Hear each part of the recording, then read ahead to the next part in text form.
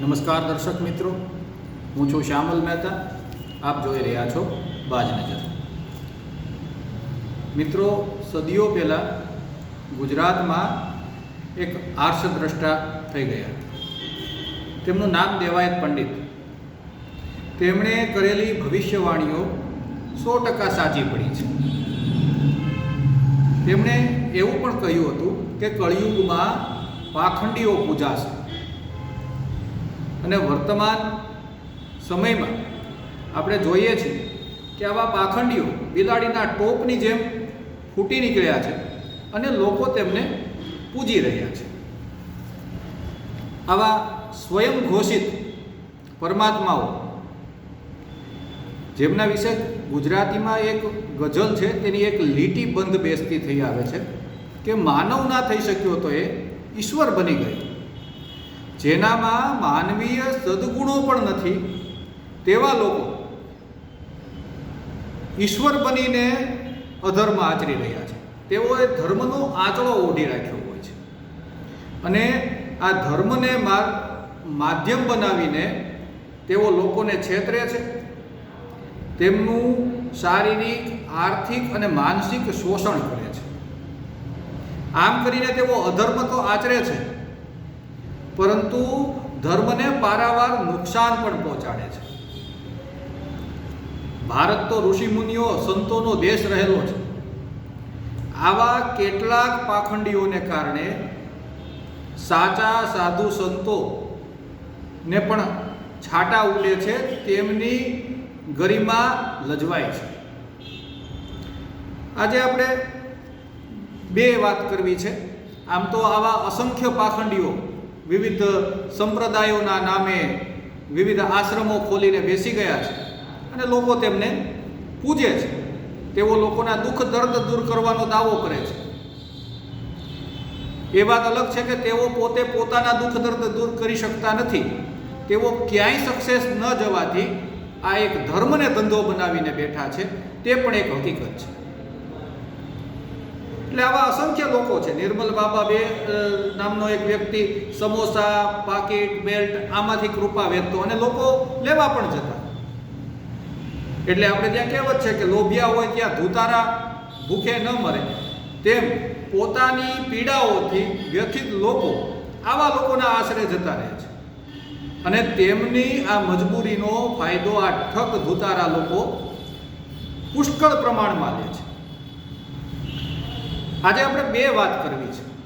એક વાત મહારાષ્ટ્રની છે. મહારાષ્ટ્રમાંથી એક સમાચાર આવી રહ્યા છે કે નાગપુર પોલીસે એક કેપ્ટન ખરાત નામના વ્યક્તિની ધરપકડ કરી છે. કોણ છે આ કેપ્ટન ખરાત અને તેની ધરપકડ શું કામ થઈ? તો આ કેપ્ટન ખરાત એ મર્ચન્ટ નેવીનો પૂર્વ કેપ્ટન છે અને વર્તમાન સમયમાં તેણે પોતાને પરમાત્મા ઘોષિત કરી દીધો છે. તેમના શિષ્યોની અંદર મોટે મોટે સેલિબ્રિટીઓ, મોટા નેતાઓ વગેરે આવે છે અને આ અશોક ખરાત નામનો વ્યક્તિ, જેને કેપ્ટન ખરાત તરીકે ઓળખવામાં આવે છે, તે વ્યક્તિ બળાત્કારના ગુનામાં ઝડપાયો છે અને તેની પાસેથી 58 જેટલા વાંધાજનક વિડીયો પણ મળી આવ્યા છે. આવા કેટલાય ધર્મના નામે અધર્મ આચરતા લોકો હશે. તેમને સાધુ કે સંત કહેવા તે ધર્મનું અપમાન છે. એટલે આવા લોકો જે આશ્રમો ખોલીને બેસી જાય છે, તે લોકોનું શારીરિક, માનસિક અને આર્થિક શોષણ કરે છે. અને આશ્ચર્યની વાત તો એ છે કે તેમ છતાં લોકો ત્યાં જાય છે. એટલે એક કિસ્સો આ થયો. મહારાષ્ટ્રમાં નાગપુરમાંથી એક આવો વાસના ભૂખ્યો વરુ ઝડપાયો છે. તેની ઉંમર 67 વર્ષની છે. બીજો કિસ્સો ગુજરાતનો છે. ગુજરાતની અંદર સુરતમાંથી એક વ્યક્તિનું નામ છે પ્રદીપ જોટંગિયા. પ્રદીપ જોટંગિયા નામનો કોઈ વ્યક્તિ છે. તે 2008થી સત્યમ યોગ ફાઉન્ડેશન નામનું એક સંસ્થા ચલાવે છે.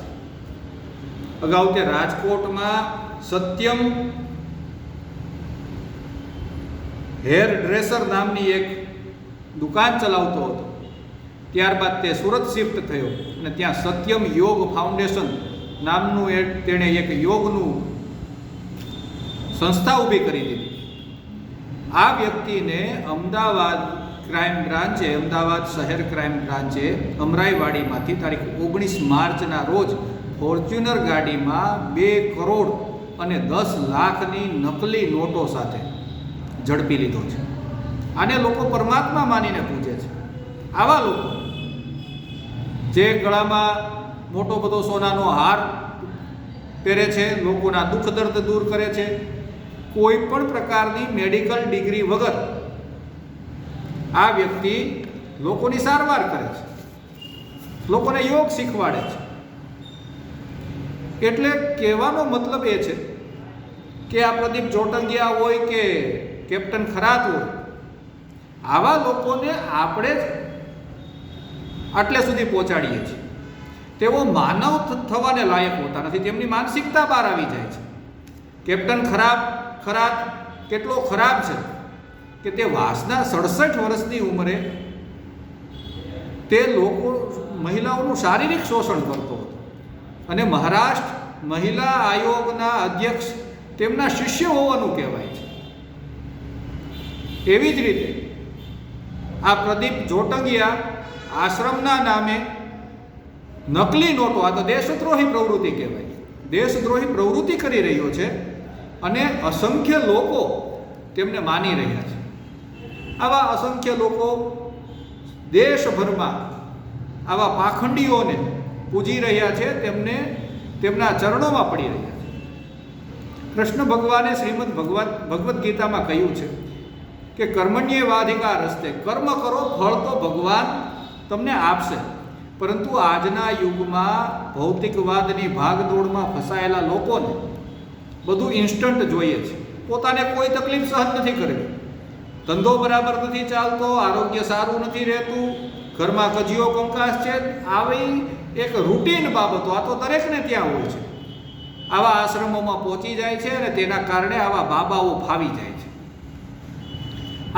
આવી સામાન્ય બાબતો કંઈ ભગવાનને કહેવા જવાની હોય નહીં અને ભગવાન આવી બાબતોમાં પડતા પણ ન હોય, કારણ કે ઈશ્વર તો નિરંજન નિરાકાર છે, સર્વવ્યાપક છે, તેમને કહેવા જવાની જરૂર ન હોય.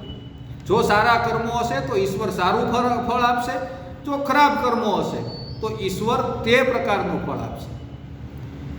ભગવાને એક વાત યાદ રાખવા જેવી છે, આપણા શાસ્ત્ર સંગત વાત છે કે ઈશ્વરે ક્યાંય પોતાના એજન્ટ નિમેલા નથી.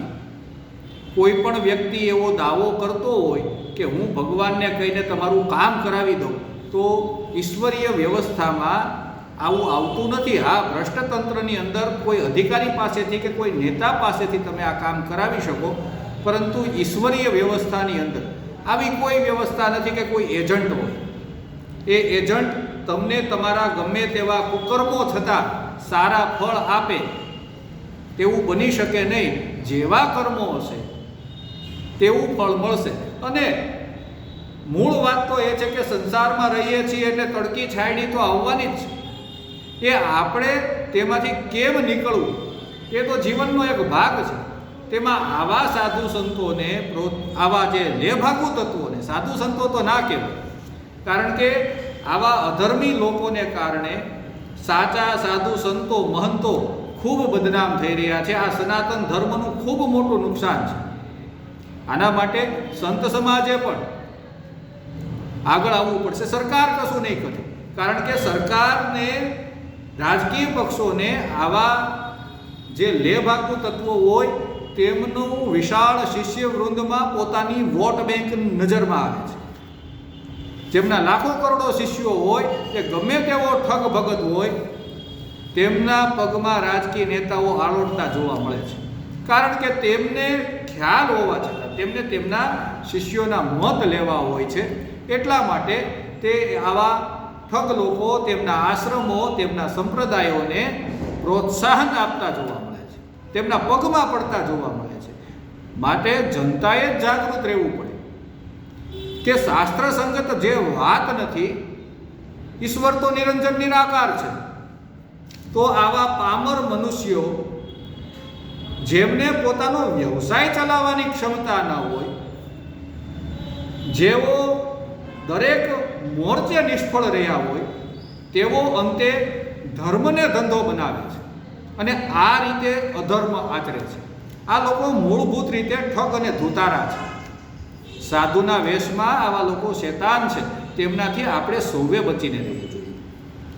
અન્યથા આવા લોકોનો ભોગ બન્યા બાદ જો આપણને બુદ્ધિ આવે તો તે કશા જ કામની નથી. જય હિન્દ, જય ભારત.